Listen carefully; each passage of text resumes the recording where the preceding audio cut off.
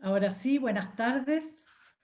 Les doy la bienvenida al seminario Encuesta Bicentenario UC 2020, Confianza, Expectativas y Cohesión Social de los Chilenos en Pandemia, organizado por el Centro de Políticas Públicas UC. Soy Francisca Alessandri, coordinadora de la Encuesta Bicentenario UC. Este seminario estará disponible desde mañana junto con la presentación que veremos en el sitio web www.politicaspublicas.uc.cl. Antes de comenzar, queremos darles algunas recomendaciones para hacer más óptimo este encuentro. Todos los asistentes tienen silenciado el micrófono y apagada la cámara. Para hacer preguntas, los invito a escribir en el chat que se encuentra en el menú inferior de la pantalla. Sugiero seleccionar la opción de hacer preguntas a todos los panelistas y todos los asistentes para que puedan leerlas. Al final del seminario tomaremos algunas preguntas para hacerle al expositor y a los panelistas. Para una mejor visualización durante la presentación, pueden hacer clic en el video de la persona que está hablando y ponerlo en el punto que les acomode en la pantalla. Ahora sí, daremos inicio a este seminario. Agradecemos a todos su presencia esta tarde y saludamos especialmente a nuestro expositor y a nuestros panelistas.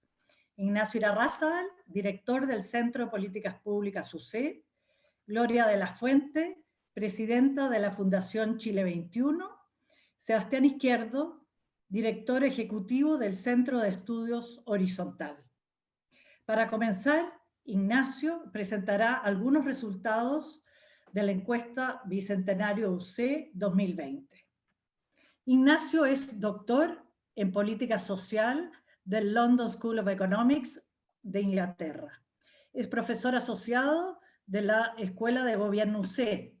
Se ha desempeñado como investigador del Centro de Estudios Públicos, como profesor del Departamento de Economía de la Universidad de Chile y profesor visitante en el Departamento de Asuntos Urbanos y Planificación del Virginia Polytechnic Institute and State University de Estados Unidos. Adelante, Ignacio. Tienes 15 minutos y si te pasas, te lo haré notar para que vayamos ajustándonos al tiempo. Muchas gracias. Muchas gracias, Francisca. Vamos a compartir la pantalla aquí. Un segundito.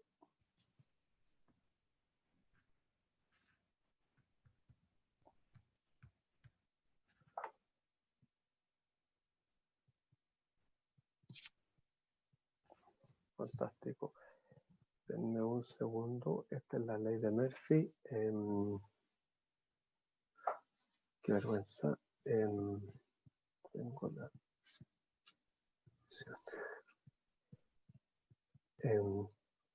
esto lo habíamos ensayado, Francisca. Pero siempre la tecnología juega malas pasadas, pero ya va a aparecer en pantalla la presentación. ¿La tienes abierta? Sí, ahí sí. Lo que pasa es que me hace otras preguntas. Pero ahí se debiera estar viendo, ¿no es cierto? Sí, ¿está bien? Tienes que ponerla en modo presentación. Sí. Ya, muy bien. Bueno, muchísimas gracias. Disculpen por el impasse ahí, para ponerle un poquito de emoción. Agradezco la presencia de Gloria y Sebastián, la buena voluntad de venir a comentar estos datos. Como ya anticipó Francisca, esto es una parte de la encuesta Bicentenario y el resto de los contenidos ya lo hemos ido dando a conocer y están disponibles en la página web de Encuesta Bicentenario. Entonces, en esta presentación nos vamos a concentrar en los temas que están expuestos aquí, que es confianza, expectativas y cohesión social de los chilenos en pandemia. Entonces, un par de cosas sobre la metodología. La encuesta de este año, Bicentenario, tiene una innovación que es fundamentalmente que se hizo a través de encuestas telefónicas. Tradicionalmente esta encuesta es presencial, cara a cara. Dada la pandemia, la tuvimos que hacer en formato telefónico. Y otro cambio importante es que se hizo en formato panel, es decir, se encuestaron a las mismas personas que se entrevistaron el año pasado. Y tal como dice ahí, la muestra total es de 1.002 personas, el margen de error es un 3,1%. La encuesta permite, dado el tamaño de la muestra, tomar algunas conclusiones por grupos, ya sea por regiones, por macrozonas, norte, centro y sur, y región metropolitana, o por tipo de comuna. Por ejemplo, las comunas A son comunas de más de 200.000 habitantes, las comunas B entre 100.000 y 200.000, etcétera, etcétera. Las comunas D son comunas con menos de 20.000 habitantes. Les dejo esto sobre la mesa porque vamos a hacer algunas conclusiones respecto de estos segmentos. Entonces, entrando en materia inmediatamente sobre el tema sociedad, nosotros hemos hecho una pregunta tradicionalmente en nuestra encuesta bicentenario. Ahí, como ustedes pueden ver, viene esto desde el año 2006, que pregunta sobre la percepción del conflicto entre distintos grupos, entre gobierno y oposición, entre trabajadores y empresarios, entre ricos y pobres, y entre chilenos y emigrantes. Lo que la encuesta nos muestra el año 2019 respecto del año 2020, como pueden ver ahí, es que hay saltos estadísticamente significativos entre el año 2019 y el año 2020 en varios de estos indicadores de conflictividad. Entonces, ahí hay un tema que vamos a abordar en un ratito más con mayor profundidad, pero una gran conclusión que vamos a ir estructurando es que hay una percepción de un aumento del conflicto en nuestra sociedad. Y ahí hay una descripción que la vamos a hacer en formato estándar.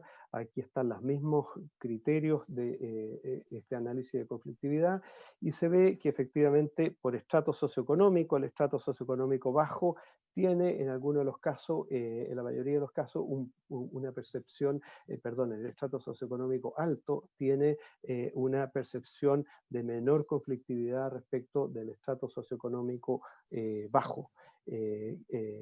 Y algo ocurre también respecto de los tramos de edad en que los jóvenes tienen una mayor percepción de conflictividad versus las personas mayores.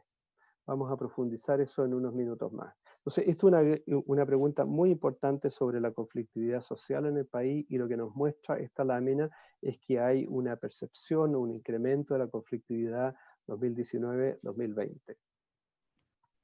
Hay otra pregunta que la hemos traducido como expectativas, que es la opinión de las personas. ¿Cómo cree usted cuáles son las expectativas de distintos segmentos? Que una persona pobre pueda salir de la pobreza, que una persona de clase media pueda llegar a tener buena situación económica, que un joven inteligente pero sin recursos pueda ingresar a la universidad, o que cualquier persona pueda iniciar su propio negocio. Aquí es interesante destacar que las expectativas han venido cayendo, fundamentalmente aquí desde el año 2017. Hay un salto importante entre el 2018 y 2019. Ojo, aquí que el año 2019, la encuesta, el año pasado nosotros le hicimos, el trabajo de campo se cerró en septiembre, antes del estallido social. Y interesante porque de alguna manera la encuesta reveló, si ustedes quieren, anticipatoriamente una suerte de frustración de expectativas. Como ustedes pueden ver, aquí hay una caída importante en esta dimensión, un joven inteligente pero sin recursos ingresar a la universidad. Aquí hay una caída estadísticamente significativa, aquí hay una caída muy importante, y entre el año 2019 y 2020 hay una caída, no es estadísticamente significativa, como que de alguna forma las expectativas cayeron de 2019 a 2020, pero está como tocando fondo, no han seguido cayendo. No hay un patrón tan claro respecto de expectativas, si bien el estrato bajo tiene mayor nivel de expectativas que los estratos altos en la mayoría de los casos.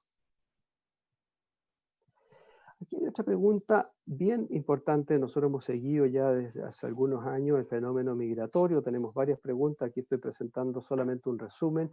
¿Qué tan de acuerdo está con esta afirmación que se hace aquí? Los inmigrantes limitan las posibilidades de encontrar trabajo a los chilenos. Es interesante lo que está graficado aquí en amarillo. Muy de acuerdo y de acuerdo con esta afirmación. Y lo que se ve en este gráfico entre el año 2017 y el año 2020, que es bien interesante la tendencia, es que ha habido una disminución, un decrecimiento de las personas que afirman que los inmigrantes limitan las posibilidades de encontrar trabajo a los chilenos, y por el contrario, están en desacuerdo con esa información, y el desacuerdo respecto de que los inmigrantes estarían limitando la posibilidad de encontrar trabajo ha aumentado. Entonces, esto es bien importante porque aquí también vamos a ir formulando una hipótesis, digamos, el fenómeno migratorio que en algún minuto emerge con mucha fuerza en los últimos años en Chile, que dado su crecimiento importante es visto como un fenómeno como descontrolado, particularmente en el estrato bajo. Eso no está en esta lámina, que los migrantes pueden competir conmigo en el empleo. En algún minuto eso fue una causal de preocupación, todavía lo sigue siendo, pero lo que nos muestra la encuesta aquí al año 2020 es que esa aprehensión, por así decirlo, por la competencia en las condiciones de empleo ha ido disminuyendo a nivel poblacional. Y tenemos otra pregunta complementaria que se refiere a que en qué medida usted cree que la cantidad de migrantes es excesiva, adecuada o baja. Entonces aquí de nuevo hay un decrecimiento. El grueso de la población en el año 2018, 75% opinaba que la cantidad de inmigrantes en Chile es excesiva, y como ustedes pueden ver ha ido disminuyendo en el tiempo, y entre el año 2019 y el año 2020, los datos que estamos entregando ahora, hay una disminución que es estadística y bien importante. Entonces, esto plantear que de alguna manera el fenómeno migratorio, la aprehensión social que puede haber habido con esta expansión, esta llegada tan masiva que ha habido de los migrantes en los últimos años, ese fenómeno se ha ido controlando, se ha ido suavizando de alguna manera la aprehensión, la preocupación sobre el tema a nivel social. Entonces, un par de análisis le hemos llamado estadístico, esto es bien simple lo que estamos haciendo, sobre conflictividad, dado que conflictividad lo estamos midiendo, conflictividad en estos 4 ámbitos que decíamos, conflicto entre rico y pobre, trabajadores y empresarios, etcétera, etcétera. Entonces, para simplificar el análisis de conflictividad, hicimos una escala, se creó una variable sumativa que mide la escala de conflicto. Entonces, es importante aquí puntos salientes, ¿no es cierto? El año 2020, que es lo que estamos presentando, la mayoría de las personas encuestadas declara percibir un gran conflicto. Entonces, ahí hay un tema de preocupación que se los paso a los panelistas a ver cómo lo pueden interpretar. Por otro lado, las personas del grupo socioeconómico alto perciben significativamente menos conflicto que los de los grupos socioeconómicos medio y bajo. Las personas mayores perciben menores conflictos en relación a los grupos más jóvenes. Y al estudiar la tendencia, comparando el año pasado, 2019 respecto a 2020, hay un aumento de la percepción del conflicto en el grupo socioeconómico bajo. Un análisis un poquito más sofisticado es que hicimos 4 modelos de regresión con distintos parámetros para analizar como variable dependiente, si ustedes quieren, para los que no están muy metidos en estadística, qué es lo que podría explicar este índice de conflicto. Entonces, dentro de los parámetros más significativos e interesantes, que uno de los factores que más podría explicar como variable dependiente el conflicto es esto, de ser joven se asocia a percibir un mayor conflicto entre grupos, y en comparación a las personas de izquierda, ser de derecha se asocia significativamente a percibir menos conflicto. Entonces, eso sobre el conflicto. Sobre expectativas, también creamos una escala similar, porque ya les decía, hay 4 formas de medir expectativas. Esto del joven, si va a salir de la pobreza, si el joven va a poder egresar de la universidad, etcétera, etcétera. Entonces, de nuevo, este índice nos habla de que la mayoría de los encuestados ve que las chances en general son bajas.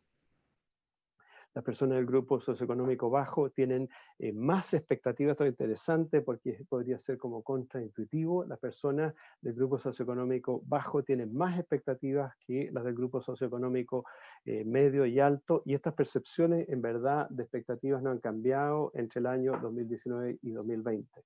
Las personas de izquierda son las que tienen menos expectativas, y las personas sin posición política no se diferencian significativamente de ningún grupo.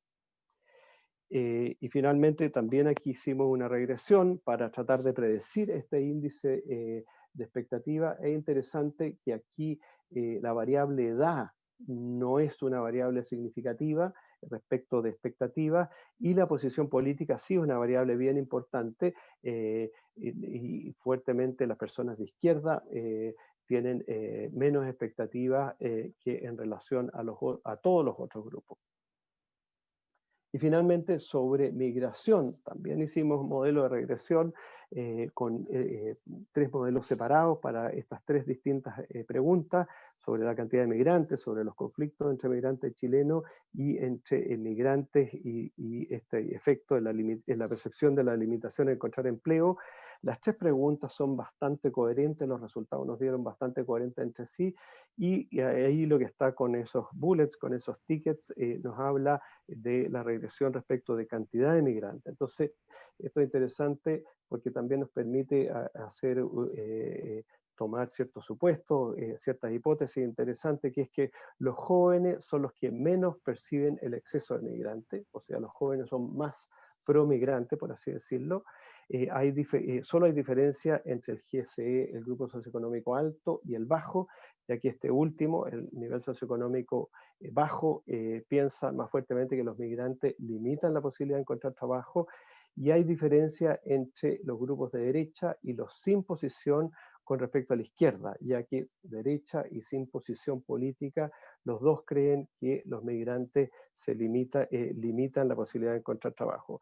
Pues, importante esto sin posición porque, como ustedes saben, hay izquierda, centro y derecha, y los sin posición, los que dicen yo no me califico en esto, es un segmento importante de la población. Entonces, eso es como el análisis estadístico de conclusión de esta sección.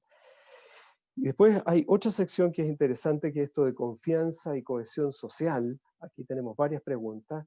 La primera es esta de la confianza en las instituciones, que la verdad que hay un par de repuntes, hay una pequeña alza en la confianza en la Iglesia Católica, una pequeña alza respecto de Fuerzas Armadas, pero en general diríamos que la confianza institucional en el gobierno es muy bajita, en los parlamentarios prácticamente inexistente, y en las empresas también es bastante baja. Yo diría que aquí no hay grandes cambios, y estos cambios positivos de mayor confianza hacia la Iglesia Católica y hacia la Fuerza Armada no son estadísticamente significativos.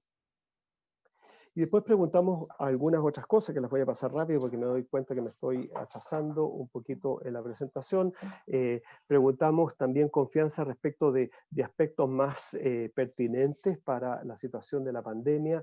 Cuánta confianza tiene la población en que la ciencia va a encontrar una vacuna y medicamentos para combatir el virus. Más de la mitad de la población cree que vamos a encontrar la vacuna. Eso nos da expectativas, confianza también en la capacidad de los hospitales y los servicios de salud en ofrecer los cuidados que requerimos. Un tercio de la población tiene mucha confianza, ahí se le podría sumar un segmento adicional de un 25% que tiene algo de confianza, y así sucesivamente. En la capacidad de carabineros y las Fuerzas Armadas para hacer cumplir la cuarentena, un 33% dice que tiene mucha y bastante confianza en que los carabineros van a ser capaces de hacer cumplir la cuarentena. También preguntamos sobre la confianza, la capacidad de los vecinos de cuidarse. Todo interesante. Si uno, en general, esto ocurre en otras mediciones que hemos hecho, uno tiene un centro en el mundo más cercano, entonces confío más en los vecinos, en la capacidad de confiarse, de cuidarse en la cuarentena, versus la gente en general, que es todo el universo de la población, que probablemente yo no conozco, y respecto de la población en general, hay más aprehensión de la capacidad de cuidarse respecto a la cuarentena. También preguntamos cuál es la posibilidad de encontrar ayuda fuera de su hogar. Esto es interesante. 2/3 de la población dice que van a poder encontrar ayuda fuera de su hogar, y eso es muy importante porque aquí planteamos otro elemento. A pesar de que hay mayor percepción de conflictividad, a pesar de que las expectativas han caído, lo que nosotros vemos aquí también es que surge un elemento como de solidaridad social, de alguna manera, que es posible encontrar ayuda fuera del hogar. ¿Ah? Y esto También aquí hay una declaración durante esta pandemia, si es que han conseguido apoyo, aquí es una pregunta más concreta, si es que han conseguido apoyo o dinero o en bienes de distintas instituciones del gobierno, un 46% de parientes de la municipalidad y otros segmentos. Entonces hay un reconocimiento que se ha recibido apoyo, por supuesto que hay apoyos que son más reconocidos por toda la población y otros menos reconocidos. Y por supuesto, o sea, quizás no es tan obvio, este apoyo es más fuerte, el reconocimiento de este apoyo que se ha recibido, por ejemplo, en el caso del gobierno para el estrato socioeconómico bajo. Sabemos que la mayoría de las medidas de apoyo del gobierno han estado más focalizadas en los segmentos bajos y en los segmentos medios, y algo similar, pero con menor frecuencia, ocurre para el caso de los municipios. Esto también es interesante en esta otra planteamiento que les quería hacer. Hablábamos de una crisis de confianza, un menor nivel de expectativa, una mayor conflictividad, pero también esta pregunta nos ratifica un poco esta otra mirada más positiva, más optimista de la realidad de nuestro país, que es esta mirada de solidaridad, de cohesión. El Papa acaba de lanzar esta encíclica sobre fraternidad. Entonces, es interesante aquí que casi 2/3, 65% de las personas reportan de que las personas han tratado de ayudar a los demás. A quién acudiría y qué tipo de bienes hemos recibido de la familia, de los amigos y de las organizaciones. Esto también es importante porque nos habla de solidaridad fuertemente de la familia, pero también desde los vecinos. Entonces, para cerrar esta sección, y me quedan 3 láminas, Francisca, así que estamos relativamente a tiempo, un pequeño análisis estadístico, también bien sencillo, de confianza y cohesión social. Se estimaron regresiones con un índice que es esta escala de confianza en las instituciones, donde 0 es menos confianza o ninguna confianza, y 7 confía mucho. Entonces, interesante aquí porque lo voy a plantear en las láminas que sigue. En comparación a otras edades, los jóvenes, aquí por un tamaño de la muestra, el grupo jóvenes está entre 18 y 35 años, un grupo de jóvenes más amplio, no son solo adolescentes. Estos jóvenes confían significativamente menos. Entonces eso es interesante porque nos muestra esta regresión en donde la variable dependiente es la escala de confianza en instituciones. En comparación al grupo socioeconómico medio y bajo, el estrato alto es el que más confía, y las personas de izquierda son las que menos confían en las instituciones. Sin embargo, entre personas de izquierda y las sin posición política, la diferencia no es tan significativa. Y me quedan 2 láminas de observaciones finales, y esto de nuevo es una cosa que no habíamos hecho otras veces, al inicio de la presentación les había dicho, la muestra nos permite hacer análisis por estos tipos de comuna en forma agregada. Entonces hay comunas tipo A, que son las comunas de más de 200.000 habitantes, qué sé yo, ahí está Antofagasta, está Viña del Mar, Valparaíso, Talcahuano, Temuco, La Florida, Maipú, etc. Y después hay comunas tipo B, que son comunas entre 100 y 200.000, está, qué sé yo, La Serena, Calama, Curicó, Chillán, Macul, Ñuñoa, comunas tipo C, que están entre 100.000 y 20.000, Ovalle, Tocopilla, etcétera, y comunas tipo D, que son comunas mucho más chiquititas como Dalcahue, Ercilla o Ningüe, que están en la muestra. Entonces, ¿qué muestra este análisis? Que creo que es interesante porque aquí hay un tema que me gustaría, si es que Gloria y Sebastián lo pueden comentar, que ven ello.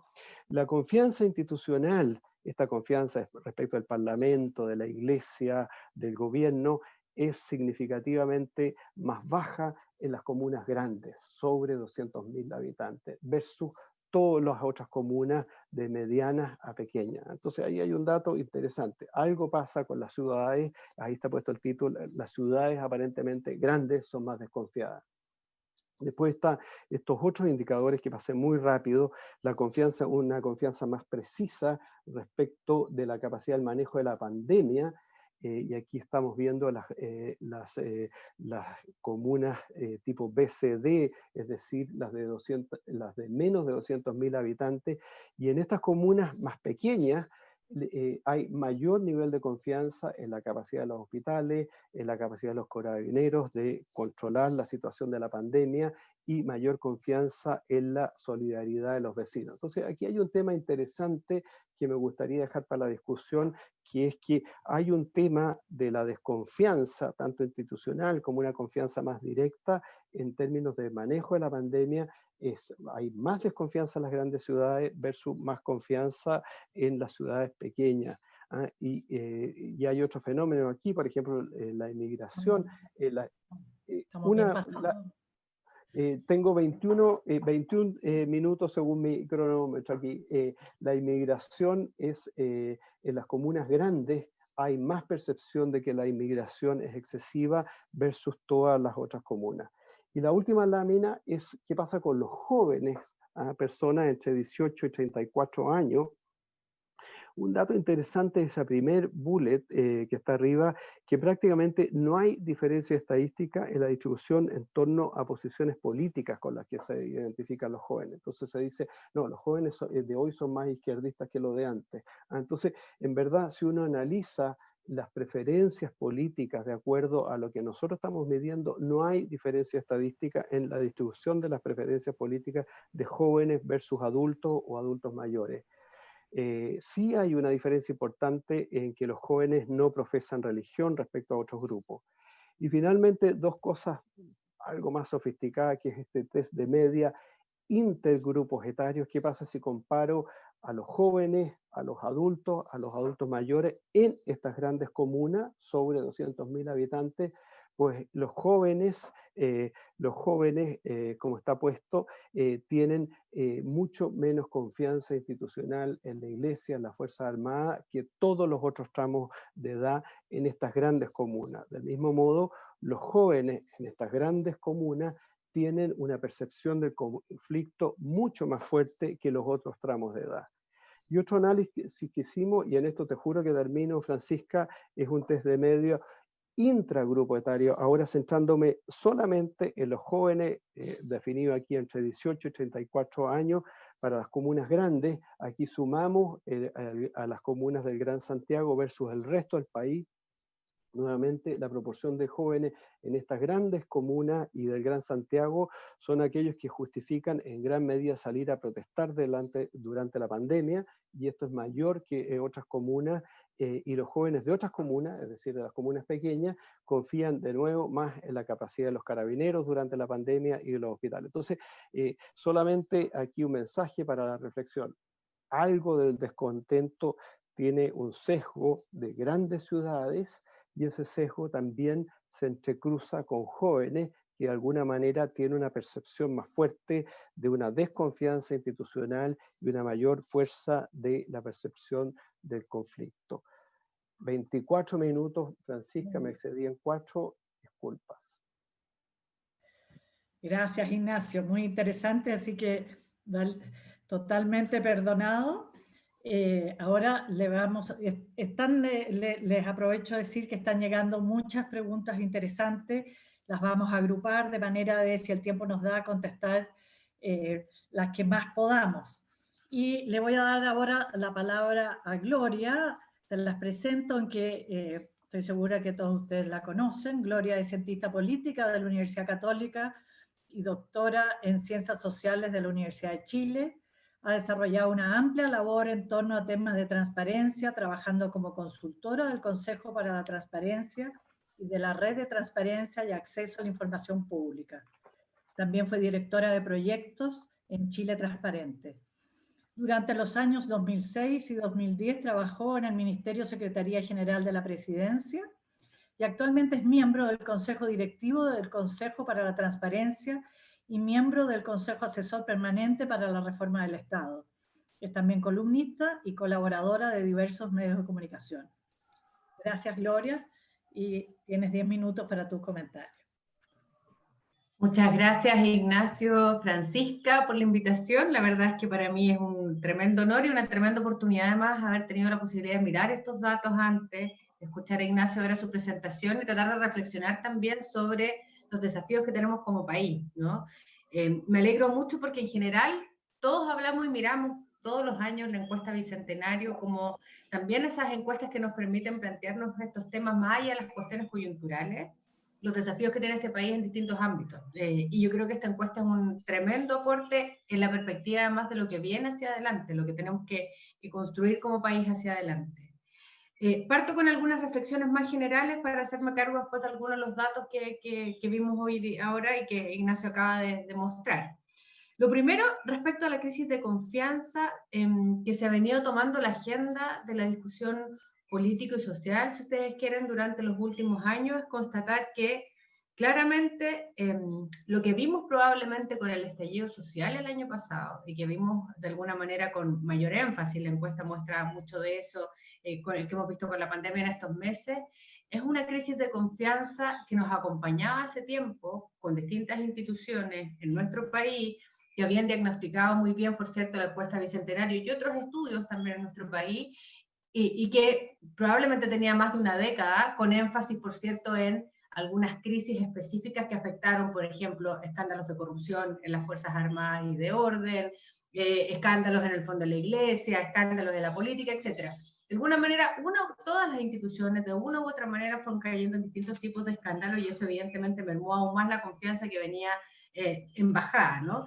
Ahora, el punto relevante es que algo pasó con la falta de lectura, a veces de la respuesta institucional adecuada para poder hacernos cargo de aquello, transformó ese malestar que veníamos mirando hace muchos años, esa crisis de confianza muchos años, en un estallido, ¿no? Y ese es el dilema que tenemos hoy en día, que ese estallido social que vemos en el 2019, que además, acompañado a la discusión de la pandemia o las consecuencias sociales y económicas que nos va a dejar la pandemia, nos plantea desafíos aún mayores para tratar de reconstruir esto que está de alguna manera en la encuesta, en el estudio que vemos hoy, la necesidad de reconstruir la cohesión social y la confianza en las instituciones, pilar fundamental por lo demás para poder construir una sociedad que permita generar o desarrollar un pacto social donde todos se sientan parte. Y aquí yo creo que hay un par de reflexiones que son relevantes. Una cosa más respecto a esto mismo, que es la reflexión más general, respecto al proceso constituyente mismo, ¿no? Que es para poder también entender y ponerlo en perspectiva a propósito de la discusión de la cohesión social. Yo creo que el proceso constituyente que tenemos a puerta, y además por el cual nos queda el primer hito, el hito de entrada, digamos que es el plebiscito del 25 de octubre, que es el hito de entrada para poder generar este proceso, es el punto de partida, o si ustedes quieren, el hito relevante de la construcción de una cosa más larga que tiene que ver mucho con lo que nos muestra esta encuesta, con la discusión de un nuevo pacto social en definitiva para Chile. ¿Y qué quiere decir eso?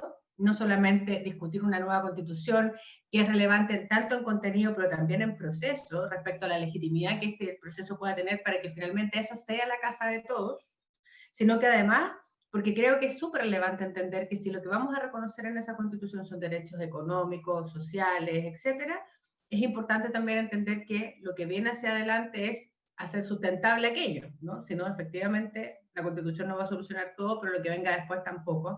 Y ahí hay una cuestión relevante. Dicho eso, creo que la encuesta nos muestra algunos datos que son muy importantes, sobre los cuales yo creo que es relevante reflexionar respecto a lo que nos ha ido pasando como país y qué es lo que deberíamos ocurrir hacia adelante. Ignacio lo decía bien, la percepción de conflicto entre gobierno y oposición acentuada particularmente, y me llamó la atención este dato, ¿no? Y la percepción de desigualdad o de conflicto, perdón, entre ricos y pobres, ambas percepciones muy acentuadas en tres grupos que yo creo que no es menor y que es relevante. Las mujeres, que Ignacio no lo decía, pero que está claramente marcada la diferencia entre hombres y mujeres en la encuesta, los jóvenes, particularmente la percepción sobre gobierno y oposición, y los sectores medios. En estos últimos dos grupos es una cosa que no es menor y que pasa a ser relevante la discusión, a propósito de la discusión sobre el estallido social y lo que viene hacia adelante. Estos son los sectores que uno podría decir son efectivamente aquellos sectores que más se movilizaron en torno al estallido, ¿no? Y más, en el fondo, opinión y articulación uno vio a propósito del estallido social. Hay algo que hacer ahí que en la práctica, cuando uno dice, lo que es una gran percepción entre gobierno y oposición, y que lo que se traduce al final en la incapacidad o la propia habilidad para poder en caminos institucionales, para poder dar respuesta a las demandas de los ciudadanos, entonces tenemos una ciudadanía que mira con una percepción de mayor conflictividad y además con mayor nivel de desconfianza a estos grupos en particular, ¿no? La percepción de ricos y pobres, ojo, me parece que es relevante tomar atención a aquello que tiene que ver finalmente con esta percepción que decía el estudio del PNUD hace un par de años atrás, esta percepción sobre las desigualdades en general en Chile, no solamente asociadas a la percepción de desigualdad en torno al ingreso, sino que una percepción de desigualdad en torno a otras materias que tienen que ver con el trato, por ejemplo. Esta idea en la sociedad chilena, que yo creo que lo diagnostica bien la encuesta como ellos y nosotros, los ricos y los pobres, esta incapacidad de buscar espacios de encuentro en la sociedad chilena, es lo que yo creo que nos ha traído parte importante de esta situación, o esta crisis social que tenemos. Por lo tanto, básicamente, y pensando específicamente en la discusión sobre gobierno-oposición, la política como un lugar, en definitiva, donde no se canalizan las demandas. Y por eso, de nuevo, la lógica del proceso constituyente, tan relevante cuidar ese camino institucional, porque las personas lo miran probablemente con mucha distancia, ¿no? Una buena noticia, creo que es interesante este dato y habría que mirarlo tal vez mejor y cruzarlo tal vez con otras variables, más allá de lo que nos mostraba Ignacio al final a propósito de los datos sobre los volúmenes de las comunas, digamos, la cantidad de habitantes. Y creo que una buena noticia para este país es la lógica de ser inclusivos, integradores y canalizar incluso hacia el futuro, a propósito de la crisis económica que tenemos en ciernes por lo demás, no a propósito de la pandemia, esta baja significativa que es sucesiva en 3 años de la percepción respecto a los inmigrantes, percibidos como una amenaza. Yo creo que ahí hay un dato muy relevante que tiene que ver con básicamente la idea de que los migrantes, y además esta idea que va bajando también de que los inmigrantes básicamente son un porcentaje o son muy excesivos, ¿no? Ha ido bajando la percepción de que los inmigrantes son excesivos en Chile. Yo creo que hay una deuda, sin duda, que tiene que ver con generar una política pública que sea coherente con la realidad que tenemos en la migración en Chile, y ahí tenemos un debate pendiente en nuestro país. Pero que haya una percepción mayor y por lo tanto que haya mayor apertura a que haya más incorporación de personas migrantes y que la sociedad chilena los acoja y que se borren de alguna manera estos mitos que existen en torno a la migración, que lo mostraba por ahí un estudio de los jesuitas hace un par de semanas atrás, creo que también es una buena cuestión para la sociedad chilena, ¿no? Para desmitificar aquellas cosas que son creencias a veces que en la práctica no se condicen con la realidad, y creo que hay una percepción que se instala que es una buena noticia. Hay una cuestión importante del estudio que creo que tiene que ver, y que creo que es la que hay que hacerse cargo, y que hay que hacerse cargo en serio en el futuro a propósito de los jóvenes, que lo decía Ignacio también. Hay una cuestión que tiene que ver con los jóvenes y las expectativas y la mirada respecto al futuro, que creo que es una cuestión no menor, ¿no? Lo decía Ignacio hace un rato atrás. Los jóvenes no tienen posición política. Ahora me da la impresión que esto está más asociado más que a que estén distribuidos igualitariamente, que en ese punto en particular los jóvenes miran con distancia la política. No vi el dato específicamente, pero me imagino que la respuesta tiene un correlato muy grande probablemente con la población en general, que no se autoidentifican en el eje izquierda y derecha, ¿no? Hace rato que dejó de ser significativo ese eje de autoidentificación en los jóvenes.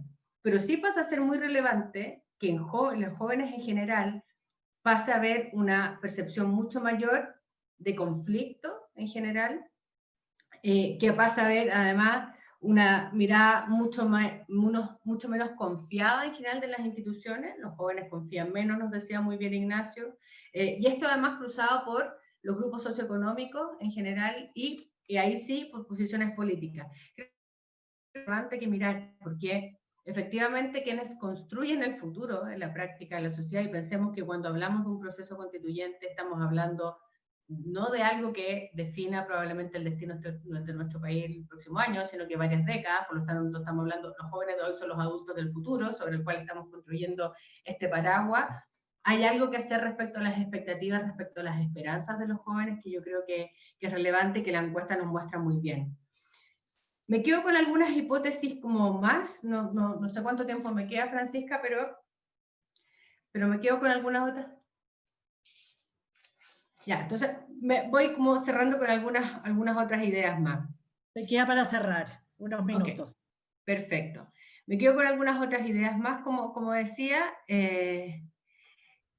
Sí, de nuevo en la lógica del estallido social el año pasado, que existe una gran percepción, lo decía hace un rato atrás, entre sectores medios y bajos, y en jóvenes y adultos jóvenes, pensando en este grupo que está antes de los 64 y que tiene más de 35, hay una cuestión también relevante que yo creo que tiene un correlato con lo que vimos en el estallido social el año pasado, las movilizaciones de ciertos sectores. Creo que hay un par de cosas más que yo creo que de nuevo nos permiten como tratar de levantar otras hipótesis a propósito de lo que hemos visto y particularmente con esto cierro a propósito de la pandemia, la confianza en la ciencia. Hay un dato súper relevante respecto a la confianza en la ciencia, y una percepción muy baja o de mayor desconfianza en las autoridades de los medios de comunicación. Lo de la autoridad de los medios de comunicación no me extraña tanto, pero hay fenómenos que mirar, porque si vemos lo que vimos desde el estallido social en adelante, la caída sustantiva en la confianza en las autoridades y en los medios de comunicación fue parte, en el fondo, del escenario. Pero sí la confianza en la ciencia, y yo creo que aquí probablemente el rol en general del colegio médico, de la discusión que se ha producido a nivel mundial sobre la búsqueda de las vacunas, y esta competencia que hay respecto a las vacunas, ha tomado de nuevo se ha tornado como un espacio de confianza que yo creo que es importante mirar en el futuro, probablemente en un escenario no pandemia, en otro tipo de conflictividad, no sería la ciencia el espacio, pero creo que ahí hay una cuestión relevante. ¿Cuál es preocupación respecto a la crisis o la desconfianza en general en las autoridades de los medios de comunicación? ¿Por qué? Porque son dos puertas de entrada, la lógica de la desconfianza al populismo en una parte, o sea, las soluciones fáciles para problemas finalmente que pueden ser complejos, con todas las derivadas que tiene el populismo en esto.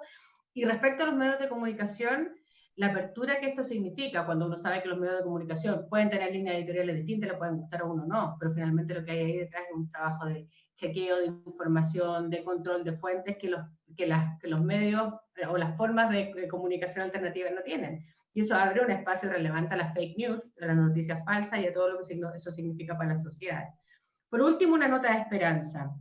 Me gustó esta idea de, y hay que probablemente analizar mucho mejor este fenómeno de la confianza mucho más radicada en comunas más pequeñas, ¿no? O en espacios más pequeños, más reducidos. Que es algo que también yo creo que uno le puede dar mucha vuelta. La confianza en los vecinos, más que probablemente en la capacidad de cuidarse de la sociedad en general, la confianza en los vecinos. ¿Hay algo respecto a la asociatividad, probablemente del fomento de la asociatividad en Chile, que yo creo que hay que hacer? Algo que hemos visto a propósito de la pandemia y algo que vimos a propósito del estallido social, yo creo que es una deuda en Chile tener mayor nivel de asociatividad. En la lógica de reconocerse con los otros, la posibilidad de construir o generar mayor cohesión social tiene o se radica fundamentalmente en generar espacios de reconocimiento y de diálogo con los otros. Y eso es algo que evidentemente redunda en la solidaridad y en la posibilidad de encontrarnos como país, que creo que es el desafío hacia adelante. Pero creo que la encuesta nos muestra al menos algunos caminos que podemos, o por lo menos algunos espacios sobre los cuales podríamos trabajar mejor para justamente generar iniciativas en esa línea. Así que creo que dentro de todo tenemos notas esperanzadoras hacia el futuro. Muchas gracias. Gracias, Gloria, por tu comentario. Le damos la palabra a Sebastián. Sebastián es ingeniero comercial con mención en Economía y magíster en Políticas Públicas de la Universidad de Chile. Se ha desempeñado en distintos cargos, tanto en la academia como en el sector público. Entre ellos destacan sus nombramientos como secretario ejecutivo de la Agencia de Calidad de la Educación y posteriormente como superintendente de educación. Ha cumplido también un importante rol en la discusión pública, participando en diversas mesas gubernamentales y en la generación de propuestas y análisis relacionados a temas económicos y de modernización del Estado, entre otros. Gracias, Sebastián. Adelante. Bueno, junto con saludarlos a todos y agradecer la invitación, también debo felicitar a todos quienes están detrás de la elaboración de este importante estudio, pese a toda la adversidad. Hoy día, en pandemia, estamos comentándolo, así que muchas felicidades a todo el equipo. Bueno, estando a puertas de un proceso histórico como es el plebiscito del 25 de octubre, donde se puede dar una nueva redacción de la Constitución, cualquiera sea el mecanismo que triunfe en la urna, Los resultados que nos entrega este estudio pueden interpretarse como un argumento a favor de la necesidad que tenemos como chilenos de sentarnos a conversar, en donde las diferencias económicas, sociales, no sean condicionantes a la hora de pensar un Chile en los próximos 30 años. ¿Por qué no? Esto sin esperar que a una eventual nueva constitución, lo que a mi juicio no va a resolver de manera concreta los problemas, sino que más bien es el proceso en general como un símbolo de unidad, de acuerdos, de confianza y de proyección, y ahí la importancia de estos resultados de esta encuesta. El primer capítulo, los resultados del capítulo de sociedad, nos muestran que existe una percepción al alza de un Chile binario, donde unos son enemigos y los otros no. Un gobierno y oposición, empresarios y trabajadores, ricos y pobres. En vez de un clima de colaboración, de debate, convivencia, existe una percepción de que estos grupos están en medio de un gran conflicto. La sensación de pugna entre ricos y pobres es verdaderamente preocupante a mi juicio. Lo que ha sucedido desde octubre del 2019 en adelante podría explicar el hecho de que el resultado de este año sea mayor que las 14 versiones anteriores de esta encuesta, en la medida que la desigualdad de ingresos logró instalarse como la gran causa del estallido.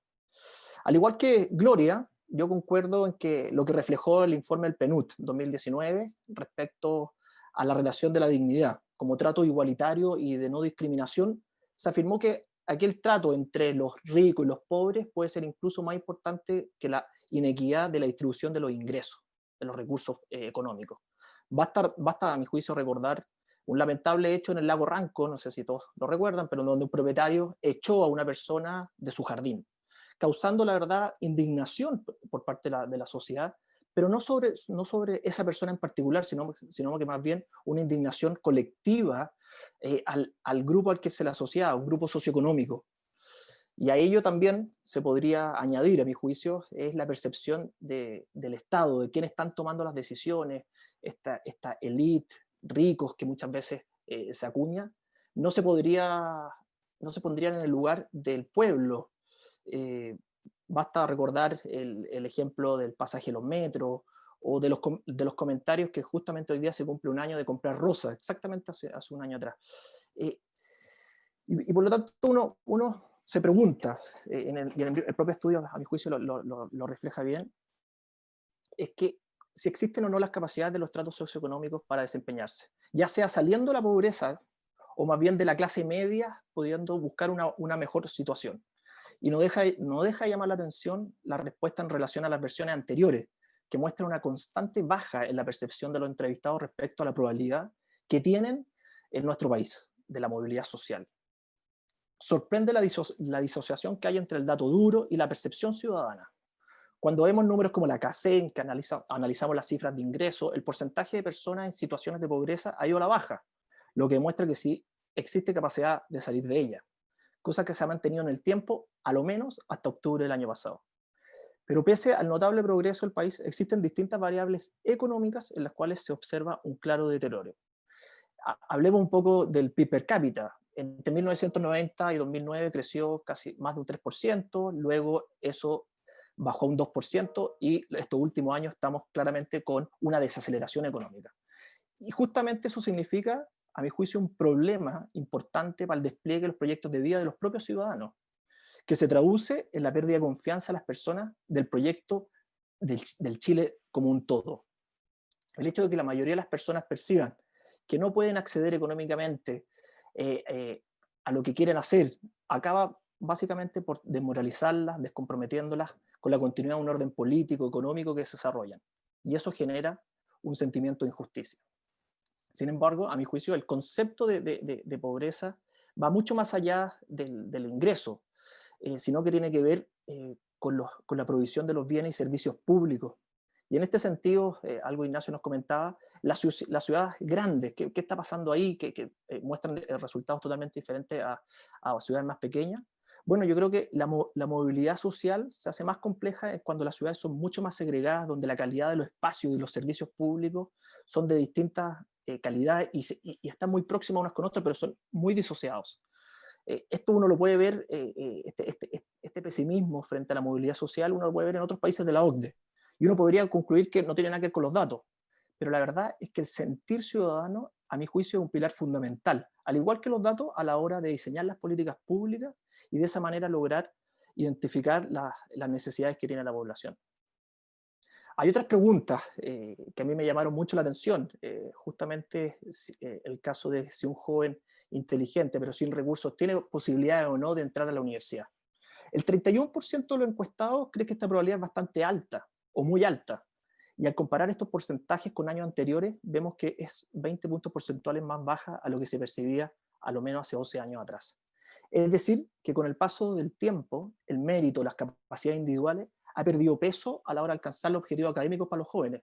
Esto incluso después de la famosa gratuidad de educación superior, a la mayor oferta de carreras que hoy día existen. Y la verdad, ¿cómo explicamos esto?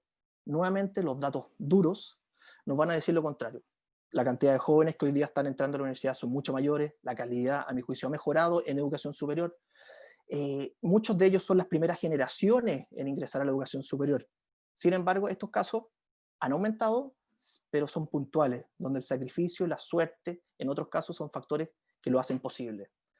La cancha sigue siendo dispareja.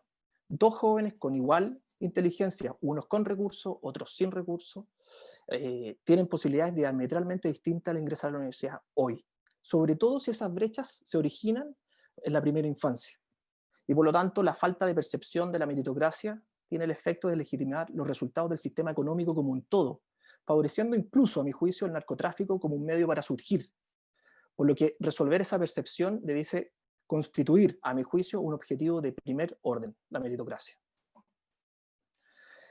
Otro efecto también relacionado es el emprendimiento, cómo si nos podemos independizar. 1 de cada 4 personas cree la probabilidad de empezar un nuevo negocio y establecerse como independiente de una proporción alta. A mi juicio, uno podría decir que el deterioro gradual que yo les mencioné anteriormente sobre la economía, o el shock profundo que estamos viviendo producto de la crisis sanitaria, que hemos visto al final miles de pymes quebrar, y además, a mi juicio, la incapacidad del Estado de poder proveer seguridad pública, claramente ha afectado a esta percepción de emprendimiento o de hacer negocios. En el capítulo sociedad también hablamos de migración, hemos conversado sobre ello, la verdad es que muestran una mejor percepción respecto a años anteriores. Casi el 60% de los encuestados cree que no existe un gran conflicto entre chilenos y migrantes. La percepción de la migración limita el empleo a chilenos ha bajado, al igual que la creencia de la población inmigrante es excesiva. Lo que sí ha aumentado es la percepción de la cantidad de inmigrantes que es la adecuada. Esto puede entenderse como un proceso cultural. A medida que estamos conviviendo cada vez más con inmigrantes, claramente las instancias de vida se relacionan y vamos conociéndonos mucho más. Pero también la academia ha hecho un esfuerzo importante en poder demostrar que la inmigración no es un verdadero peligro para la empleabilidad nacional y que ha desmentido varios mitos que demuestran, por ejemplo, que el flujo de los inmigrantes en los últimos años ha significado una disminución en la participación de delitos por parte de ellos. En cuanto a la confianza y la cohesión social, los datos preocupan, pero no sorprenden. En un país donde las personas no perciben que los resultados se encuentran asociados al mérito, como bien he dicho, sino otros factores fortuitos, ser amigo, conocer, nacer en tal lugar, tiende a primar la desconfianza, por supuesto. Además, tras acostumbrarnos nos acostumbramos a ver abusos, desigualdades de trato, instituciones que llegan a ser vistas con mayor recelo por parte de la ciudadanía, lo que es altamente preocupante al ser que la institución es un factor, si no, a mi juicio, el más importante para el desarrollo de un país. La Iglesia Católica ha repuntado, las Fuerzas Armadas han presentado mejoras continuas desde el 2016, pero todavía muy bajas. En el espectro político, las municipalidades son las instituciones con mayor porcentaje de confianza. Y eso, la verdad, lo hemos visto en la pandemia. La capacidad de gestión pública local que tienen los alcaldes ya ha sido recompensado por la ciudadanía. Incluso hoy día hay 2 figuras presidenciales que son las que más suenan. El Parlamento es una institución con mucha menor confianza, manteniendo esa tendencia del pasado. Quizás esto se debe, a diferencia de las municipalidades, porque el ambiente, el espacio donde discuten es bien ajeno al ciudadano. Pero también, a mi juicio, los congresales no han estado a la altura de lo que la sociedad espera en esta pandemia. El COVID. Hablemos un poco del COVID. Vemos que una mayoría cree que la ciencia va a encontrar una vacuna. Y esperamos que así sea. O sea, hay un fortalecimiento a la ciencia que la verdad es que no lo había visto antes. Hay una confianza en los servicios de salud, de la posibilidad de recibir atención del virus cuando se necesita. La opción de mucha o bastante confianza supera la de poca o nada confianza. Esto puede interpretarse como un relativo espaldarazo a la gestión de salud de los equipos médicos y de las instituciones de salud, donde es posible tomar una lección, que cuando el sector público y privado se une por un objetivo común, es posible proveer un bien público no solo de calidad, sino que además bien percibido por la comunidad. Sin embargo, llevamos 10 minutos. Llevamos 10 minutos. Bueno, entonces voy a mi pequeña conclusión. Los resultados nos indican que hay una crisis de confianza importante en el país. Las instituciones ligadas al mundo público están siendo mal evaluadas y se les deposita muy poca confianza en ellas. Si, la verdad, si que queremos transitar hacia ser un país desarrollado, necesitamos instituciones respetadas y con aceptación de la ciudadanía. Un paso para alcanzar esa legitimidad puede darse en el proceso constituyente. Sin embargo, urge reformas de modernizar el Estado y las fuerzas de orden público para enfrentar estos desafíos actuales, pero también los futuros, en pos de la gente y que sea intolerante con la corrupción. Además, es fundamental fortalecer a la sociedad civil para seguir pensando, debatiendo, diseñando espacios como este y de esa manera poder igualar las canchas de la cancha para todos los chilenos, haciendo el mérito y el esfuerzo los únicos factores que determinan el futuro de cada persona que vive en nuestra nación. Eso, espero no haberme pasado mucho. No, para nada. Muchas gracias. Nos han llegado muchas preguntas. Hay un grupo importante de preguntas que se refiere a la confianza. Y tú, Sebastián, hiciste mención a esta visibilidad que están teniendo los alcaldes. Reciente, en el Economist de esta semana, el semanario internacional, se analiza la situación de una América Latina que en general, con excepción de Brasil y en parte de Argentina, tiene sistemas organizativos e institucionales centralizados. Sin embargo, así como ha pasado en Chile, ha pasado con la visibilidad del alcalde de Buenos Aires, de Medellín, algunas ciudades de Brasil. Y esto habla de que son los alcaldes, son los municipios los que llegan a las necesidades de las personas, que les resuelven realmente los problemas profundos que tienen. Desde la crisis de octubre del año pasado se ha hablado de los problemas, las falencias de la gestión del Estado. Tú hiciste mención a eso. Ahora que se vive un proceso constitucional, ¿crees tú que una manera de reforzar la confianza institucional debiera ir por el lado de acercar el gobierno a las personas, es decir, fortalecer el gobierno comunal, municipal, resguardando una centralización, pero introduciendo algunos elementos de descentralización en esta modernización del Estado? Es cierto que los municipios han dado algunos índices de prácticas de cierta corrupción, un poco más que otros organismos del Estado, pero también tienen esta ventaja, como te decía, de que las personas lo sienten mucho más cerca. ¿Cómo crees tú que debe compatibilizarse esto y de qué manera debiera estar contemplado en un futuro proyecto constitucional?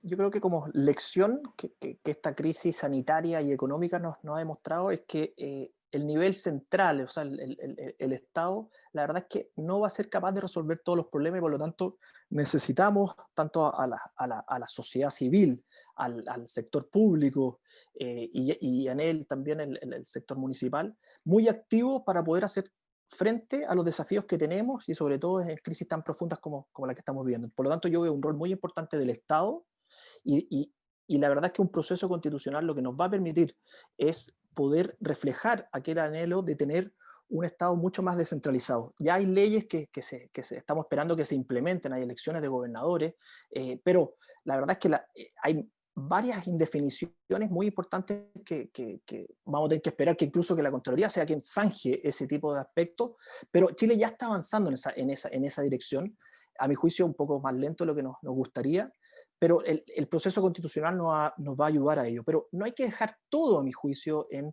un Estado moderno, sino que también debemos dar espacio a las organizaciones civiles, a nosotros mismos estar conversando frente a estos aspectos, porque la verdad es que los municipios tienen la cualidad de poder comprender qué es lo que está sucediendo en cada una de sus comunas de mejor manera que el Estado, pero la verdad es que la sociedad civil, a mi juicio, es capaz de llegar aún con mayor detalle y poder adecuar con mayor flexibilidad la necesidad de las personas. Y por lo tanto, Chile, desde un punto de vista colectivo, necesitamos avanzar de manera conjunta y claramente la descentralización es un aspecto de ello. Gracias. Gloria, han llegado varias preguntas respecto de la inmigración.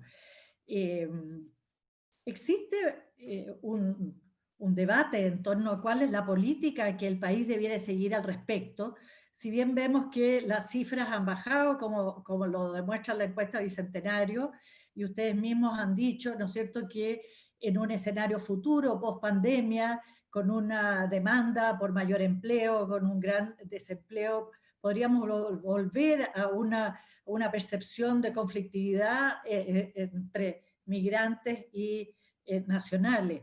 ¿Cuál crees tú que es el modelo que debiera asumir Chile, inserto en América Latina con dificultades, ¿no es cierto?, a futuro para enfrentar este proceso migratorio que ya vino para quedarse en el mundo entero y en países, en las situaciones de Chile con mayor énfasis?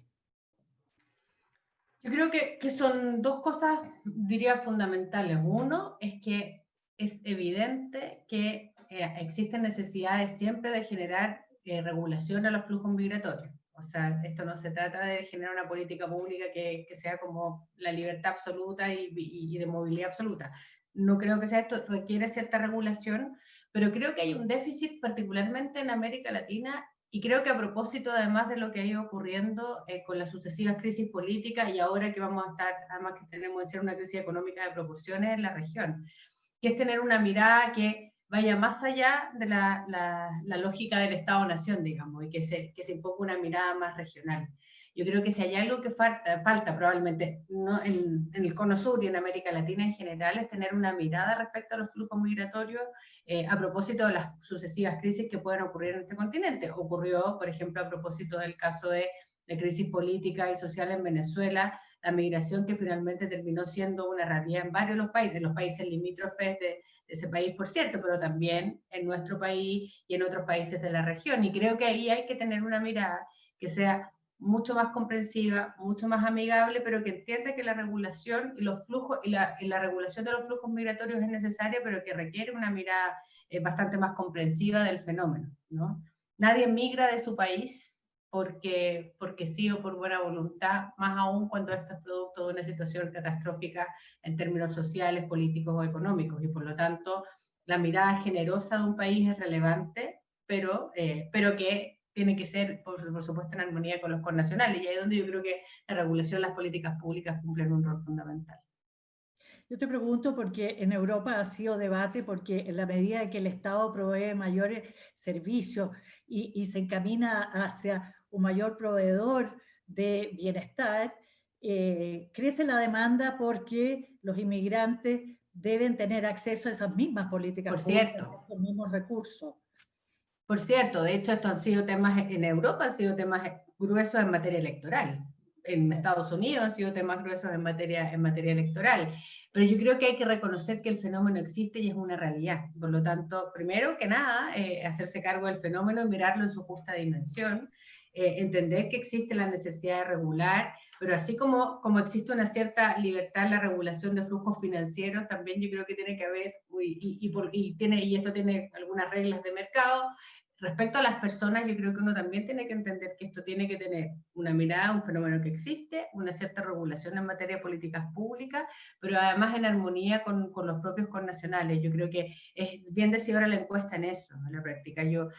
Cuando uno ve que en sectores probablemente más desprotegidos, en el fondo sectores más bajos, y además en comunas más grandes, existe esta como conflictividad que es un poco mayor aquí o bajando, un poco mayor con los inmigrantes, claramente es un fenómeno del que tenemos que hacer cargo y no podemos mirar para el lado. Ahora, lo que sí es importante es entender que tenemos que también ayudar a derribar los mitos respecto a la migración. Y por eso citaba este estudio de la comunidad jesuita migrante de hace un par de semanas atrás, porque me parece que es importante también poner la migración en su justa dimensión, en derribar aquellos mitos que tienen que ver finalmente con la migración y los efectos sobre la sociedad chilena.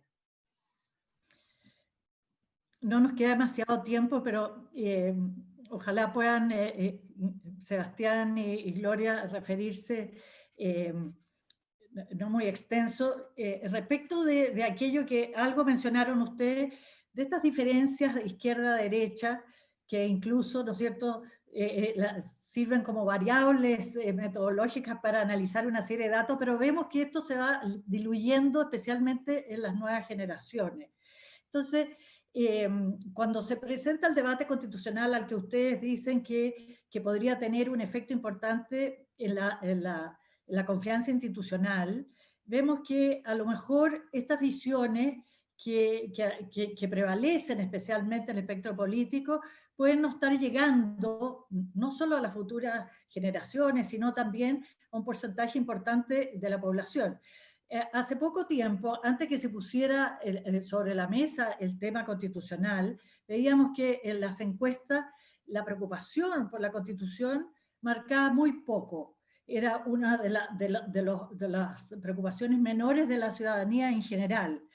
Y también hemos visto con anterioridad que algunos procesos legislativos que buscaban mayor legitimidad, darle mayor legitimidad y participación a la política, como por ejemplo el fin del binominal, no tuvieron el efecto deseado, esperado, en la magnitud que se esperaba. Entonces, mi pregunta para los dos es, en momentos en que estamos a puertas de un proceso, de un pronunciamiento sobre un proceso constitucional, ¿hasta dónde la ciudadanía se siente y se va a sentir que está participando de un debate que a veces pareciera que está bajo la lógica de la derecha y de la izquierda, bajo una lógica constitucionalista un poquito etérea, elitista, y cómo bajar eso a las preocupaciones de la ciudadanía de manera que el efecto reformador que se busca realmente tenga una consecuencia en la cotidianidad de la ciudadanía. No sé si quiere comenzar Sebastián, Gloria luego. Ok. Sí, yo veo el proceso constitucional como una instancia de diálogo, de restablecer las confianzas, y justamente este estudio lo que nos viene a entregar es información muy valiosa en el cual estamos parados bajo cimientos no tan fuertes, sino que más bien débiles, y por lo tanto acá yo veo una esperanza de que este proceso constitucional, independientemente si gane la prueba o gane el rechazo, porque vamos a conversar de la Constitución y por lo tanto vamos a tener que ponernos a hablar de igual a igual y pensar qué va a pasar de Chile en los 30 próximos años, los 30 futuros años. A mí lo que me preocupa, la verdad, es que entendamos este proceso constitucional como la casa de todos, pero no como la solución a los problemas que nos aquejan.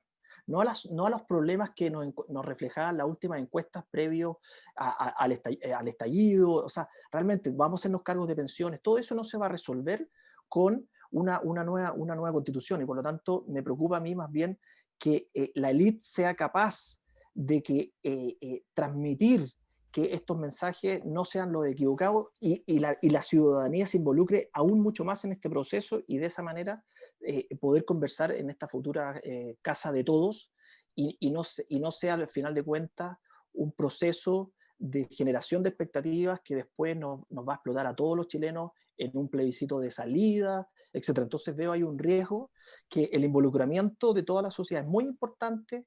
Esto no puede quedar centralizado solamente en la elite, sino que en todos los chilenos de igual a igual, pero controlando muy bien las expectativas, porque los problemas que hoy día nos aquejan no van a ser resueltos en esta discusión. Gracias, Sebastián. Gloria.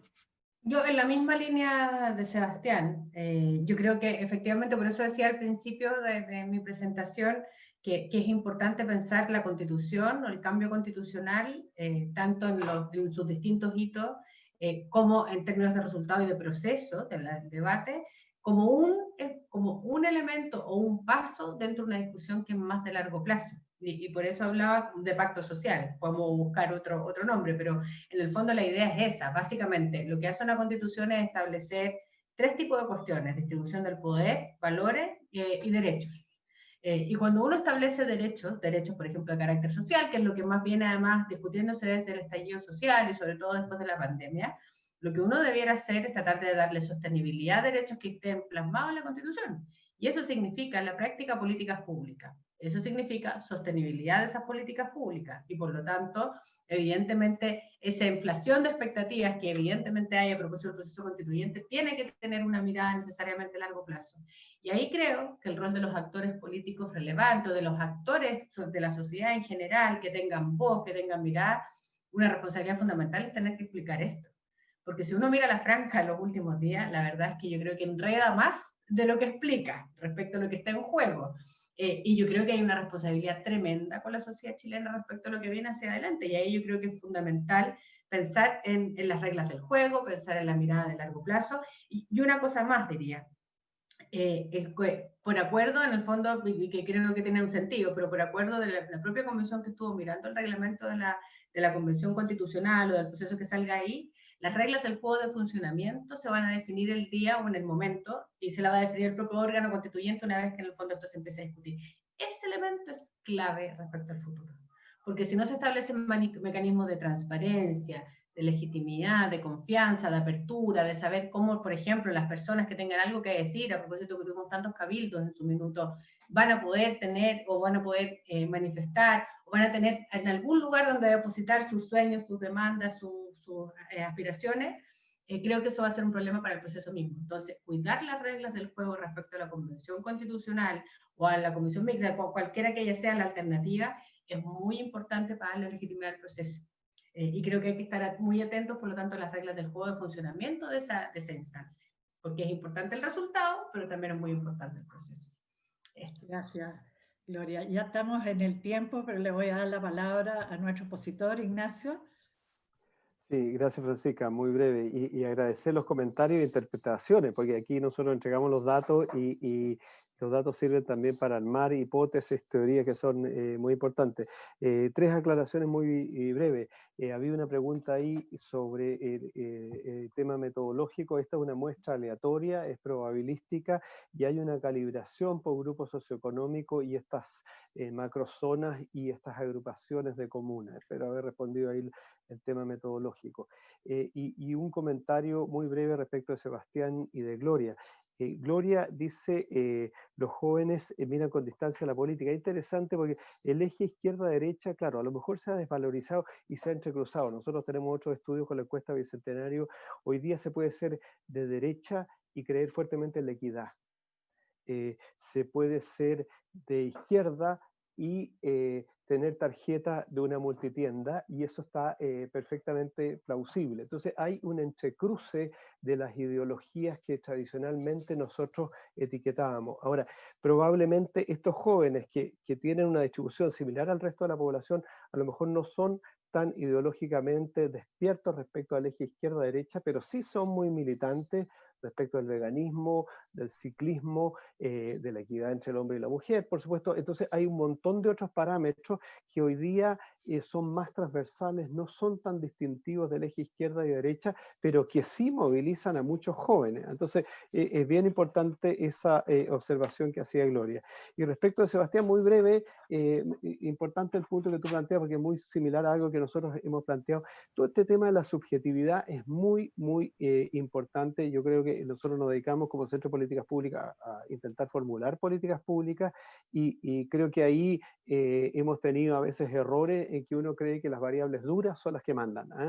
Las percepciones son muy importantes y las percepciones cada vez más tienen que tener más fuerza en el diseño de las políticas públicas. Entonces, si habiendo un proceso de gratuidad, que era un poco el ejemplo que tú ponías, es bien paradojal que la gente crea que hay un proceso de gratuidad en educación superior, que estamos invirtiendo millones de dólares literalmente en aumentar el acceso a la educación superior, pero al mismo tiempo las personas creen que hay cada vez una mayor dificultad que un joven pueda acceder a la educación superior. Entonces hay que manejar las variables duras, por así decirlo, con estas subjetividades y creo que es un desafío muy importante. Habría muchísimas más cosas para compartir y discutir con ustedes, pero en fin, muchísimas gracias por los comentarios. Muchas gracias, Ignacio. Gracias, Sebastián, Gloria y a todos los quienes nos acompañaron en este seminario, que es nuestro seminario de la encuesta Bicentenario, que tuvimos uno previo de 8 capítulos de la encuesta, pero que tuvimos que hacerlos de manera virtual. Esperemos volver a la normalidad para poder encontrarnos de nuevo en nuestra Casa Central de la Universidad Católica, analizando los datos como cada año de la encuesta Bicentenario. Yo los invito a que se metan en la página de la encuesta www.encuestabicentenario.cl, donde van a encontrar no solo los datos, los resultados de este año, sino de los 15 años que ya tiene esta encuesta, y este seminario también desde mañana lo encuentran en www.politicaspublicas.uc.cl. Muchas gracias a todos nuestros panelistas, a Ignacio y a todos ustedes por acompañarnos. Muy buenas tardes. Muchas gracias. Gracias, Gloria. Gracias, Sebastián. Gracias, Francisca.